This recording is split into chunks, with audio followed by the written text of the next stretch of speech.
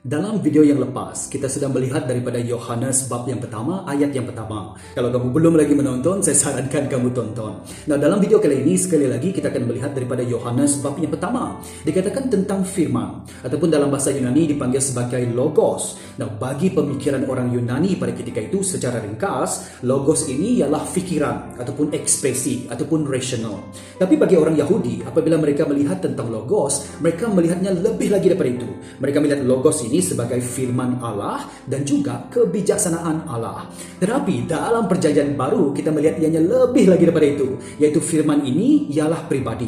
Kerana dikatakan bahawa firman ini menjadi manusia, yaitu Kristus. Dan juga dalam 1 Korintus bab yang pertama dikatakan Kristus ialah kebijaksanaan Allah. Jadi dalam perjanjian baru kita melihat lebih lagi daripada semua itu, bahawa firman ini ialah pribadi. Jadi kalau kita pergi pada Yohanes bab yang pertama, ayat pertama, kita melihat ada 3 ciri tentang pribadi ini ataupun logos ini ataupun firman ini.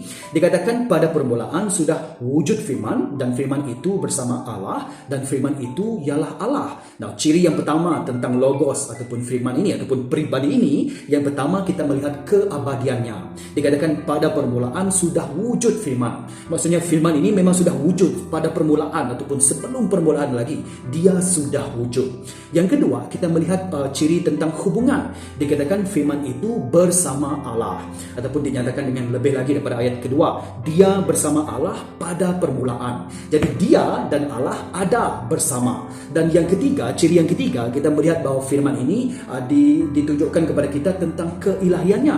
Dikatakan firman itu ialah Allah. Dan kalau kita lihat daripada ayat ketiga, dikatakan segala-galanya diciptakan melalui dia, daripada segala yang wujud tiada suatu pun yang diciptakan tanpanya. Kalau kita pergi kepada Kejadian bab pertama, ayat pertama dikatakan pada mulanya Allah menciptakan langit dan bumi. Dan kalau Allah itu ialah abadi, jadi kalau kita sudah melihat bahawa segala-galanya diciptakan melalui dia, kita juga melihat keabadian tentang firman ataupun logos ini.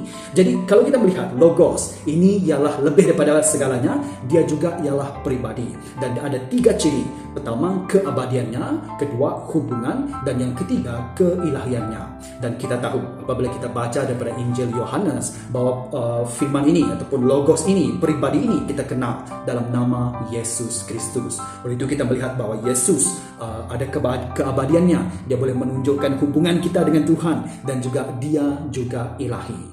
This is Jesus.